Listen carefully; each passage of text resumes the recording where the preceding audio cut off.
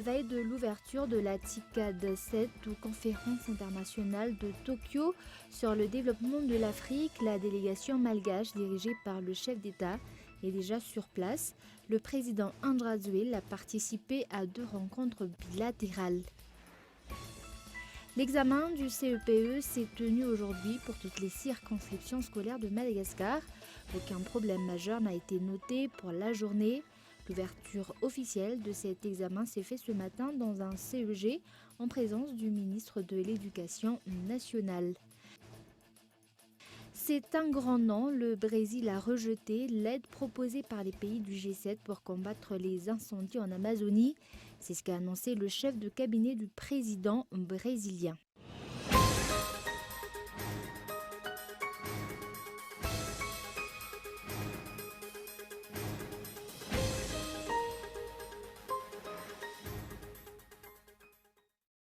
Bonsoir à tous et bienvenue dans cette nouvelle édition du journal en version française sur Cool TV. À la veille de l'ouverture de la TICAD ou la conférence internationale de Tokyo sur le développement de l'Afrique, la délégation malgache dirigée par le chef d'État est déjà sur place. Le président Andrazoel a participé à 2 rencontres bilatérales. Reportage de Andrarson. Aujourd'hui, le président Andrazoel s'est entretenu avec le président de l'AJICA ou l'Agence japonaise de coopération internationale et avec le président de la JETRO ou le président de l'Organisation japonaise du commerce extérieur. Actuellement, le projet d'extension du port de Tuamas, l'agriculture et l'éducation, surtout l'approche participative communautaire sont les domaines clés de la coopération de Madagascar avec l'AJICA. D'autre part, aujourd'hui, à Yokohama, au Japon, au cours de la rencontre du chef d'État malgache avec le Dr Shinachi Kitaoka, président de l'ATICAD, ou la conférence internationale de Tokyo sur le développement de l'Afrique, ce dernier a déclaré que la collaboration de Madagascar avec la Grande Île pouvait s'étendre sur d'autres domaines tels que le secteur de l'énergie. Après l'AJICA, c'est l'équipe de la JETRO qui s'est entretenue avec le président Andrazoel. Le but est d'esquisser la possibilité de promouvoir davantage les relations commerciales entre le Japon et Madagascar, et ce, afin de trouver d'autres opportunités d'affaires pour les 2 pays. La JETRO, soulignant, qui est pour le Japon est l'équivalent de l'EDBM pour Madagascar. Le secteur de l'énergie et l'agribusiness sont les domaines qui intéressent le plus le Japon à Madagascar, tandis que les Malgaches s'intéressent plus à trouver plus de débouchés pour la filière vanille et chocolat. Un accord de collaboration entre la JETRO et le DBM permettant aux opérateurs malgaches d'exploiter le marché japonais et aux Japonais d'investir à Madagascar a été signé aujourd'hui selon Indra Valmand, directeur général de l'EDBM, un des membres de la délégation accompagnant le président Andrazoel au Japon.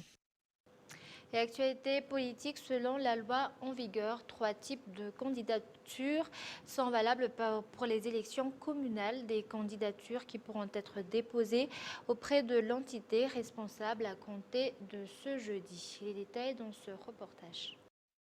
Réception des dossiers de candidature pour l'élection communale débutera ce jeudi. 3 types de candidatures sont recevables selon les termes de la loi. Toutefois, en fonction de leur statut, les associations peuvent participer aux campagnes électorales. Premièrement, les candidatures proposées par les partis politiques. Deuxièmement, les candidatures proposées par les groupements de partis politiques. Enfin, les candidatures des indépendants, c'est-à-dire des personnes indépendantes.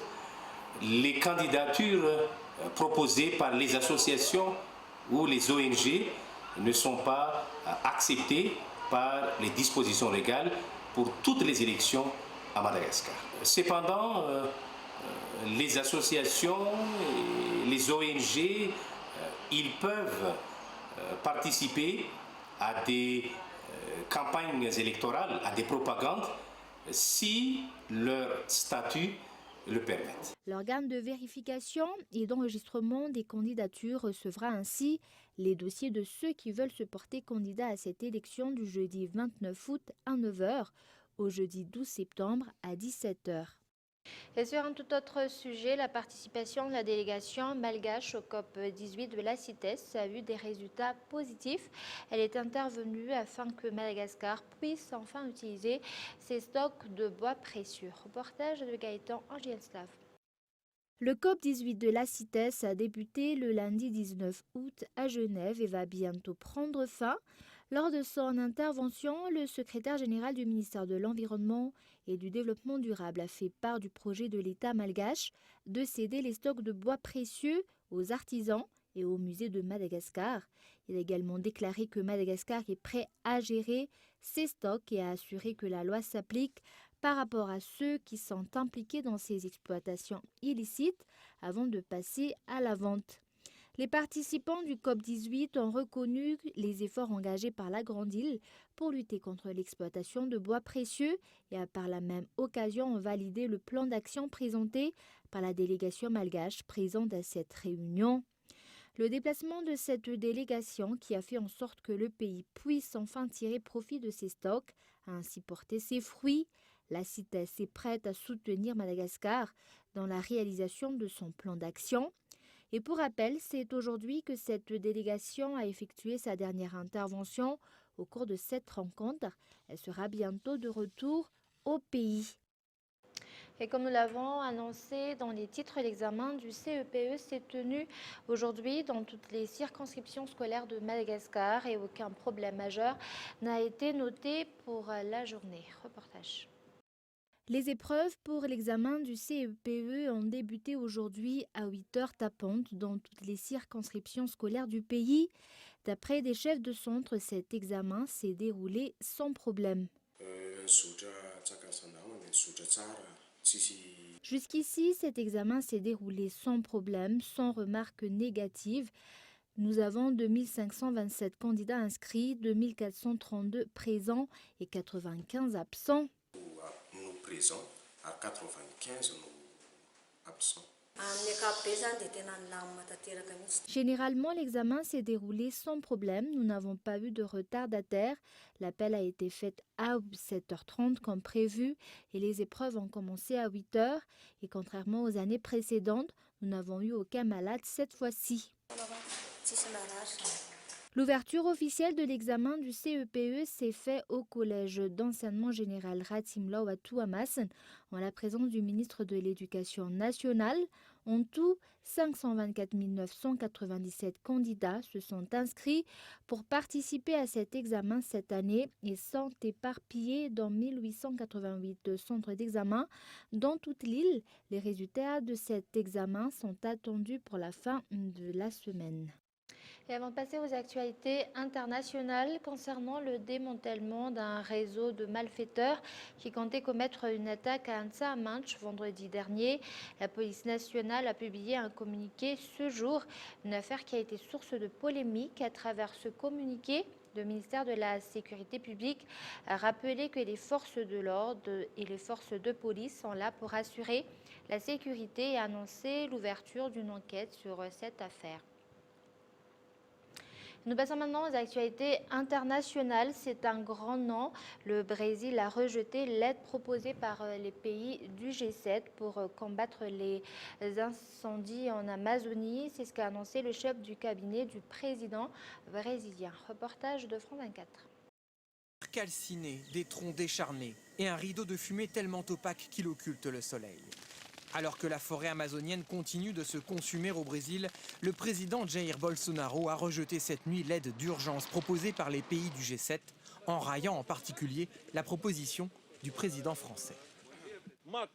Macron promet l'aide des pays riches. Est-ce qu'on aide quelqu'un, sauf s'il s'agit d'un pauvre, sans attendre de retour? Pourquoi est-ce que vous croyez qu'il s'intéresse à l'Amazonie? Depuis la déclaration d'Emmanuel Macron, le ton n'a cessé de monter de la part des autorités brésiliennes, lui reprochant une approche coloniale et lui conseillant d'utiliser cette aide pour la reforestation de l'Europe. Une majorité de Brésiliens, 53,7%, désapprouvent désormais la politique de Jair Bolsonaro. Concernant l'aide internationale, les avis sont partagés. Je ne suis pas d'accord avec cette aide. Notre État est riche et en fait ce qui intéresse les autres pays, ce sont les ressources de l'Amazonie. Si la forêt est détruite, toute aide est bonne à prendre, parce que les autorités n'ont pas les moyens de lutter par elles-mêmes. L'État brésilien déploie des avions militaires, des hélicoptères et des pompiers dépassés par l'ampleur de la tâche.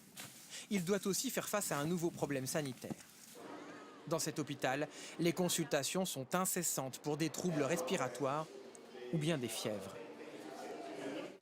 À cause de la fumée, il était tout le temps malade. J'ai pris soin de lui et il a récupéré, mais ça revient sans arrêt à cause de cette fumée. Selon les autorités brésiliennes, les incendies sont sous contrôle et des pluies sont signalées dans plusieurs des régions touchées. Et en République démocratique du Congo, un nouveau gouvernement formé après 7 mois d'attente. 23 postes sont accordés à la coalition présidentielle et 42 au Front commun pour le Congo. Reportage de France 24. La plus grande innovation concerne le nombre de nouveaux ministres. S'est félicité aujourd'hui Sylvestre Ilunga Ilunkamba. Il a souligné qu'au moins 76% de membres de son gouvernement n'avaient jamais été ministres auparavant. Pour lui, ce chiffre est loin d'être symbolique parce qu'ajoute-t-il que c'est une configuration qui correspond à la vision de Félix Tshisekedi qui, je cite, doit prendre la direction du changement. On remarque l'absence de la plupart des vieux routiers de l'ancien régime et la présence, par exemple, du président de la Ligue des jeunes du PPRD, le parti de Joseph Kabila, et son homologue de l'UNC et de Vital Kamerhe, directeur du cabinet de Félix Tshisekedi. Par ailleurs, c'est une équipe qui respecte plus ou moins l'équilibre des forces entre le Front commun pour le Congo, FCC de Joseph Kabila, et CAP pour le changement, CACH de Félix Tshisekedi. Pas beaucoup de place à l'ouverture, donc à d'autres forces politiques. Par exemple, la FDCA de Bahati Lukwebo, ancien cadre du FCC, n'est pas représentée malgré son poids électoral. Sans surprise, les deux partenaires de la coalition s'étaient la part du lion, comme convenu dans leur accord, et se partagent ainsi les ministères dits régaliens. Par exemple, le ministère de l'Intérieur revient au CACH et celui de la Justice au FCC. L'autre particularité, c'est le fait que les représentants de toutes les provinces soient représentés dans cette équipe. Et avant de se quitter, un rappel des grands points de ce journal à la veille de l'ouverture de la TICAD ou la conférence internationale de Tokyo sur le développement de l'Afrique. La délégation malgache dirigée par le chef d'État est déjà sur place. Le président Ange Radziwiłł a participé à 2 rencontres bilatérales. Et l'examen du CEPE s'est tenu aujourd'hui dans toutes les circonscriptions scolaires de Madagascar. Aucun problème majeur n'a été noté pour la journée. Et c'est un grand non. Le Brésil a rejeté l'aide proposée par les pays du G7 pour combattre les incendies en Amazonie. Et voilà, c'est la fin de cette édition. Merci de l'avoir suivi jusqu'à la fin. Je vous donne rendez-vous demain à la même heure. Au revoir.